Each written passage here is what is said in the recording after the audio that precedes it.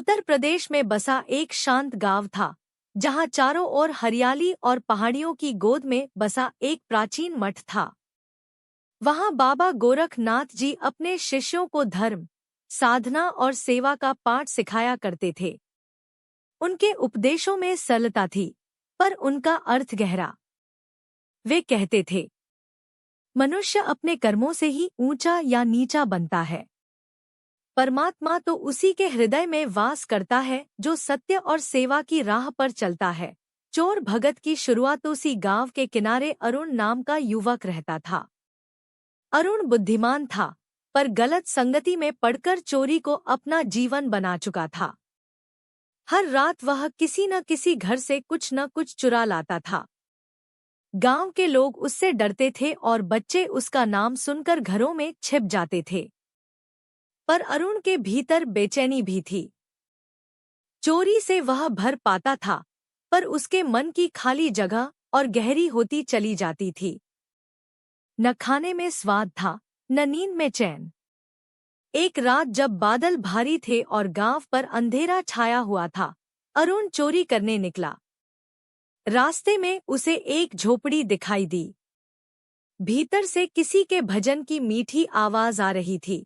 जो अपने मन को जीते, वही सच्चा सन्यासी। वह ठिठक गया। अंदर देखा तो एक वृद्ध माँ गरीब बच्चों के लिए रोटियां सेंक रही थी। दरवाजे के पास बाबा गोरखनाथ जी की तस्वीर रखी थी, जिसके नीचे लिखा था, कर्म से बनता है भगत, केवल वाणी से नहीं। अरुण ने सोचा, ऐसे लोग कुछ नहीं रखते फिर भी सुखी रहते हैं। मेरे पास बहुत कुछ है, पर शांति नहीं। वह झोपड़ी में दाखिल हुआ। माँ ने बिना डर के मुस्कुराते हुए कहा, बेटा, चोरी करने आए हो तो पहले कुछ खा लो। भूखे पेट का मन कभी शांत नहीं होता। उसका दिल कांप गया। माँ के शब्दों ने उसकी आत्मा को झंझोड़ दिया। उसी रात उसने पहली बार अपने कर्मों के लिए पश्चाताप महसूस किया। गुरु से मिलन अगली सुबह वह बाबा गोरखनाथ जी के मठ में पहुंचा। वहां भक्तजन ध्यान में बैठे थे। बाबा ने अरुण को देखते ही कहा, आ गया तू। मैं जानता था कि एक दिन तू अपनी ही छाया से थक जाएगा। अरुण ने रोते हुए बाबा के पैरों में सिर रख दिया। गुरुदेव, मैं पापी हूँ। मुझे मुक्ति का मार्ग दिखाइए। बाबा ने कहा, बेटा, पाप तभी मिटता है जब मनुष्य समझ ले कि उसका स्रोत भीतर है। जो लोभ, झूठ और भय से दूर भागे बिना सत्य का मार्ग अपनाए, वही सच्चा साधक है। फिर उन्होंने उसे 3 शिक्षाएं दी। सत्य की साधना, कभी झूठ मत बोलना। चाहे संसार तुझसे नाराज हो जाए, पर तेरे भीतर का ईश्वर प्रसन्न रहेगा। सेवा का भाव, हर दिन कुछ निस्वार्थ कर।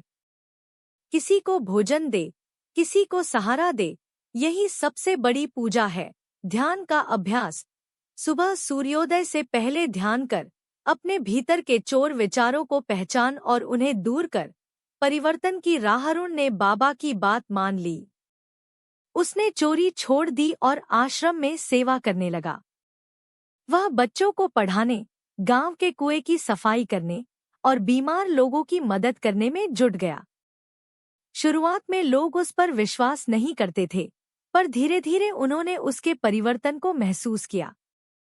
अब गांव में जब भी कोई कठिन समय आता, अरुण सबसे पहले पहुंचता। हर भोर वह बाबा की गुफा में जाता और उनके चरणों में बैठकर ध्यान करता। बाबा ने उससे कहा, तू अब चोर नहीं रहा, बेटा। अब तू चोर भगत है, जिसने अपने भीतर की बुराइयों को चुरा लिया। अंतिम परीक्षा। एक दिन गांव में दूधवाले के घर चोरी हो गई। सबने फिर अरुण पर शक किया। लोग कहने लगे, चोर कभी बदल नहीं सकता। अरुण चुप रहा। वह जानता था कि बाबा की परीक्षा शुरू हो गई है।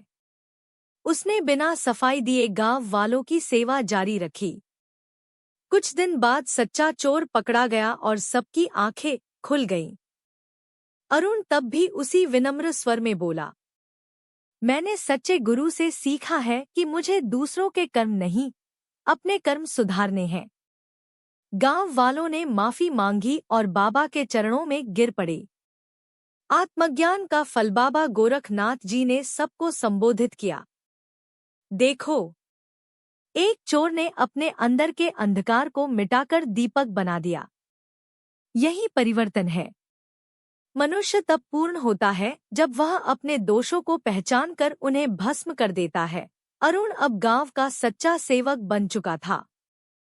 हर रात वह बच्चों को कहानियां सुनाता।